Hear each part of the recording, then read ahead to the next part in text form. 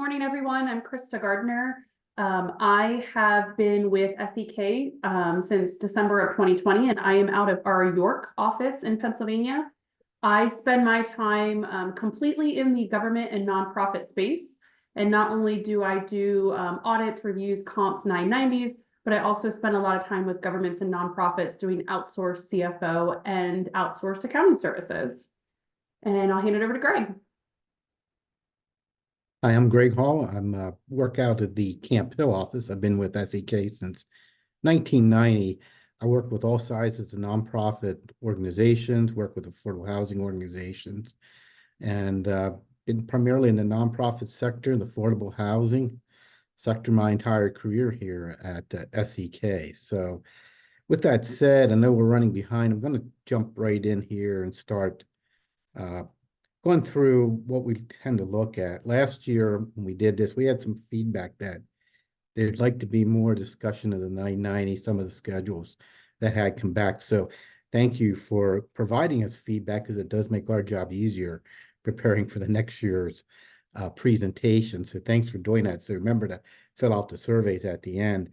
But what we're going to do, we're going to just focus on the schedules that go with the 990, since we went through the 990 in the prior years. So hopefully from this, you'll have an understanding of what all the schedules are that's attached.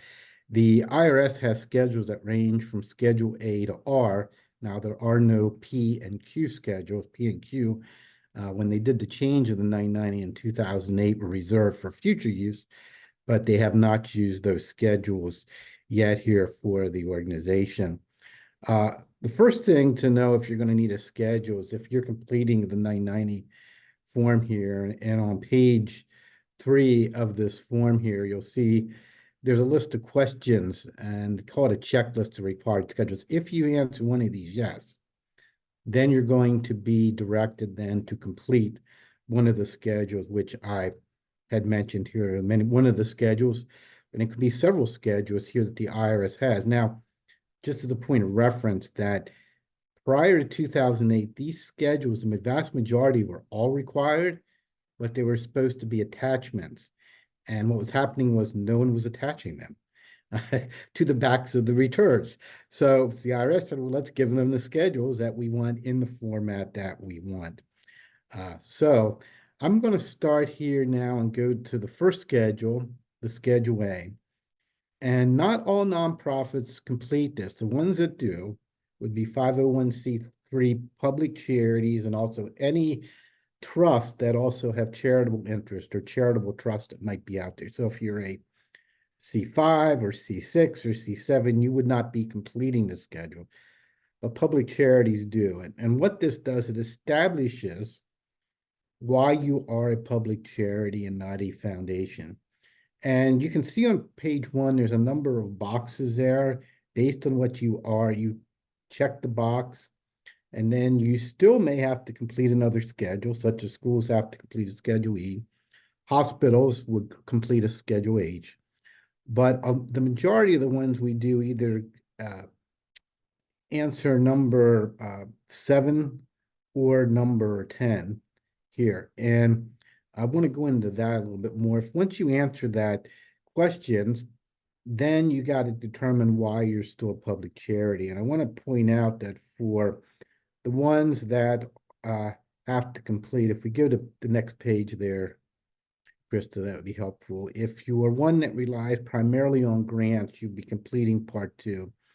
And there's a Part 3 if you have not only grants but program services. But both these schedules have a very important line, and on the schedule we're looking at here, thank you for that comment there. So if you look at the schedule here on line 14 there, public support, what we really want to do for a public charity is have more than 33 1/3 of our revenue come from contributions and grants. And if we do that, we're not a private foundation. So this is really a test to determine if you're a private foundation. If you're between 10 and 33 1/3%, you can still be a public charity. You just have to provide facts and circumstances why you should still be considered that. If you drop below 10%, you would be a private foundation. And a private foundation, what happens is you can still an exempt entity, but you end up paying a 1.39% on your net investment income. And you also have to distribute 5% of your assets or net investable assets each year to maintain that status. And really, the short answer is it's trying to prevent wealthy individuals from using a nonprofit as a tax shelter and not paying any tax at all. And also, what could hurt that percentage if you have one donor that provides all your funding, you could still end up being a private foundation because you can only count some of their funding toward that test. The others would be pulled out of the numerator, let's say, but it would still be in the denominator here for that. So they're really looking for program services you're doing or having multiple donors supporting the organization to maintain your public charity status. Doesn't mean you lose your tax exempt status, but you move to become a private foundation, which does have, like I said, taxes on investment income, nominal tax, and also requirements to distribute assets. So with that, we're going to go back and forth here. So Krista's going to take over on Schedule B. Okay, so Schedule B is another one that probably is very familiar to most of you on the call. And this is all about our contributed revenue, or where who is giving us our contributions. So the general rule on this form is essentially you need to include the name and address and amount and type of the contribution for anyone who gives at least $5,000 per year to the organization. And that could be a one-time gift of $5,001, or it can be 3 gifts that total up to more than $5,000 for the year. So that's where it's really important to be tracking those donations. Now, as I said, that's the general rule here. There are also special rules depending on your type of organization or the dollar amount that you bring in from your contribution. So 5,000 is really that general rule. For some of those that are larger, it might actually be that you only need to include contributors that are higher than that amount based on a calculation of your contributed revenue. But for the most part, we kind of say start with 5,000, give us that list, and then we go from there. What's important with this schedule is in part 1 here, we're going to actually include all of those contributors. And like I said, it's in total for your fiscal year that you're reporting on. Now, name and address is included, the total of the contributions, and then the type of the contributions. Is it, and most of the time we're going to see it as, donations, but is it actual like non-cash items that are being donated, or is it time that's being donated? The number one thing to point out here is that the only place that the copy of the 990 that includes all the detailed information with the names and the addresses, the only place that goes is the IRS. That's essentially, it's not public information. So typically when you get your 990, there's going to be a full copy that's going to have that information for your review, but then there's also going to be a public inspection copy. The public inspection copy is going to leave this section with the names and addresses blank, but then the amounts will still be on here and the type of contribution. That is the version of the 990 that you should be using for everything. Posting on your website, submitting for grants, giving to donors, sending to Pennsylvania for the Bureau of Charitable Organizations requirements. The only organization that you're going to send the full version with those names and addresses to is the IRS. So just something to be aware of, because a lot of times we will have donors who wish to be anonymous. And so we want to make sure that we can adhere to that and we don't have that information floating around. But part 1 here is where most of the information is going to be. And then there is going to be additional information required. If it is non-cash property, what was the description of the property, the fair market value or estimate, when it was received, and then some additional information as far as this part we don't see used as much, but if there's any exclusive contributions for certain types of organizations, specifically 501c7s, 8s, and 10s, would be using that schedule for other types of contributions that would be received. So again, this is a very popular schedule. We see it for most organizations. That golden rule is accumulate a list of all of the donors who have given 5,000 or more throughout the year. And I'll throw it back to Greg for Schedule C. Right, looks like we have another polling question that popped up there. There's unique credits. Being that this is a election year, I think it's good to take a look at some other things that's actually related to this form that could come up. One is that there's politicking and there's lobbying. Organizations, nonprofits that involve in politicking, which would be defined as supporting a candidate, can lose their tax-exempt status if it's significant. And even if it is not significant, but there's support going on, there is a penalty. There's an excise tax of 10% of the expenditure that the organization has to pay. And then the manager, whoever's in charge of approving that, is also subject to a tax of 2.5% of the expenditure, up to $5,000 per expenditure. So it can be, and the manager has to pay it. The organization cannot pay that for the manager. So there's penalties involved with this too. Now, lobbying is different. Lobbying is actually defined as it's an attempt to communicate with any member or employee of a legislative or similar body, or with any government official or employee who may participate in the forming of legislation, and by attempting to affect the opinions of the general public. Now, they get in actually identify two types of lobbying in the schedule. Direct lobbying is where you're trying to actually meet with somebody who's setting the legislation. And grassroots is where you're not meeting with somebody, but you're trying to inform the public's opinion. Now, I just want to point out that you can do lobbying. There are limits. If you go to the next page, Krista, I believe that's where the limits are. You can see there's different amounts and limits that you can do. It is limited if you do a 501h election, which allows you to perhaps do more lobbying expenditures. You can report those over a 4-year average instead of each year. But if you do exceed certain limits, there again, you're subject to paying an excise tax and filing a Form 4720, which is essentially the form that calculates the excise tax. So keep that in mind. So there are limitations even on the lobbying, but politicking you should not do, and be prepared for penalties for the organization and for those who approve those expenditures as well. So that's what the Schedule C here is used for. All right, moving on to Schedule D. Let me go up to the top here. So Schedule D is all about the financial information, or relating the financial statements to essentially how the IRS wants to see the information portrayed on the 990. So there's going to be different sections here of Schedule D that is going to tie back to those financial statements. The first part is going to be all about donor advised funds. The second part is going to be conservation easements. And then at the bottom of the first page, part 3 is all about collections of art, historical treasures. Going on to page 2, that continues with the collections of art and treasures. We then go into any escrow and custodial arrangements.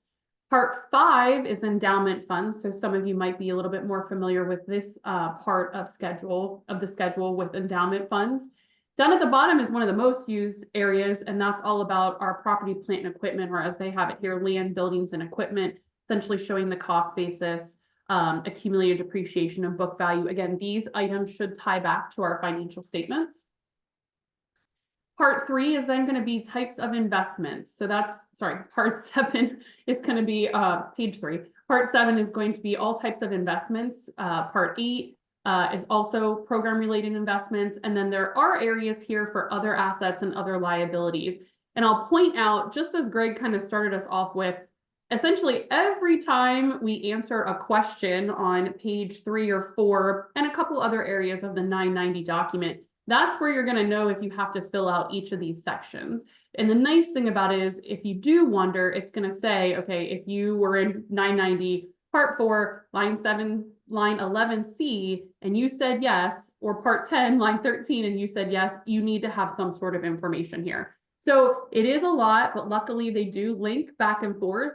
I will also say, usually attached, and I forget if this one doesn't have it, but some of the schedules directly on the back of it will include the instructions. You can also go out to the IRS website and easily search for the instructions for each of the schedules, which does help with some of this.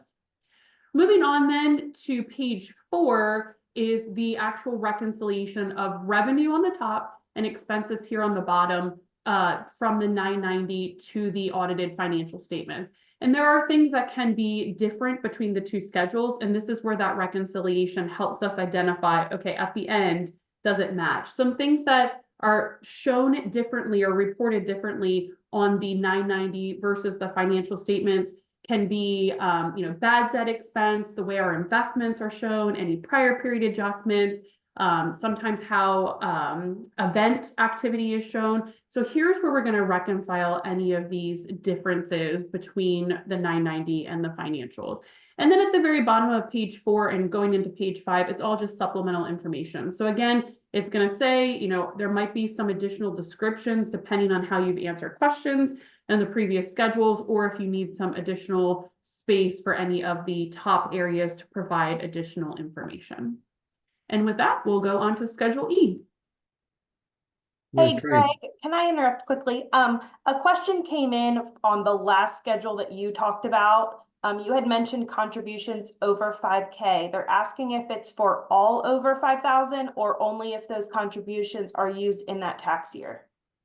So that was actually for Schedule B. Oh, sorry. That's okay. Nope, that's okay. So this is going to be, so it's funny, we just had this conversation. So this is going to be based on your basis of accounting. So you are reporting for your fiscal year. And so this schedule ties to the contributed revenue that you're going to report on the revenue schedule of the 990. So any contributions that you are recognizing during the fiscal year are going to then flow to this schedule if the contributor in a one-time gift or over multiple gifts hits that $5,000 threshold or higher, depending on your organization's requirements. So it's going to be based on your basis of accounting, tying back to that revenue schedule. There's possibilities that you could have contributions or grants that end up being in deferred income. So essentially you follow that basis of accounting. Greg, anything to add on that? I would say the biggest thing that gets people confused is when you have pledges.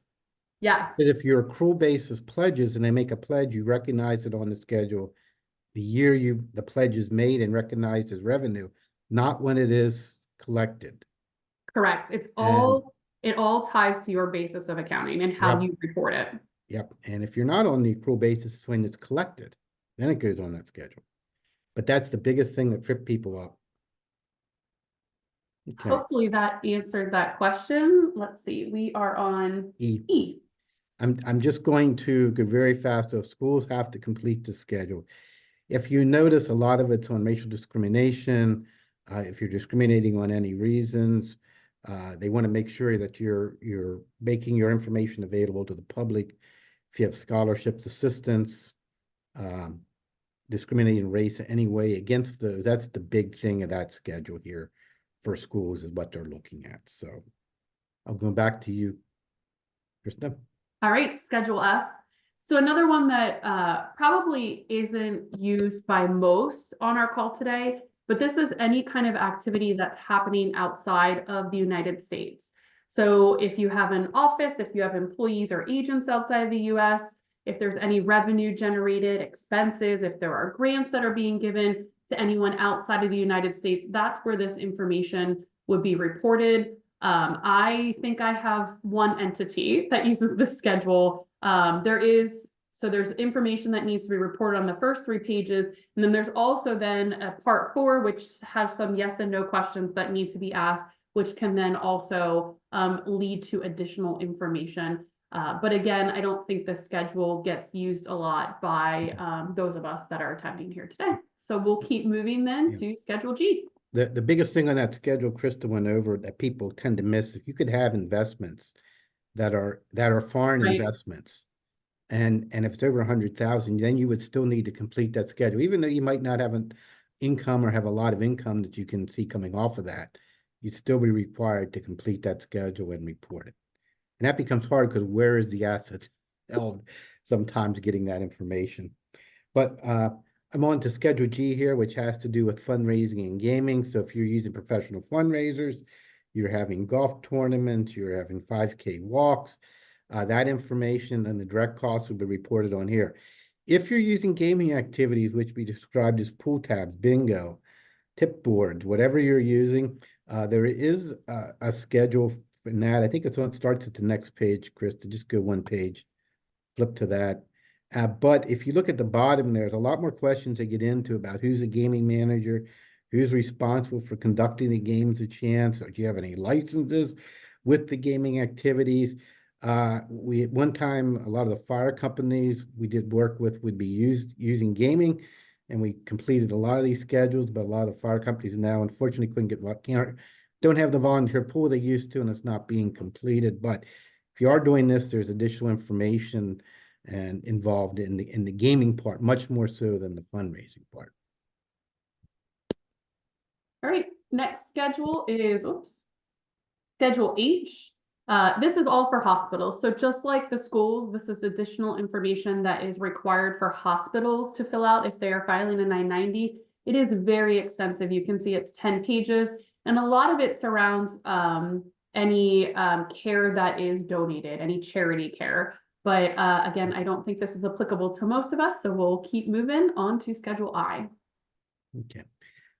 The next schedule, grants and assistance. This is one that we do. It's more frequent than some of the other ones because we have several nonprofits that give grants and assistance to other nonprofits and the individuals. If you're giving it 5,000 or more to a organization or government, they're required to list it there, tax ID number, the amount, what it's for.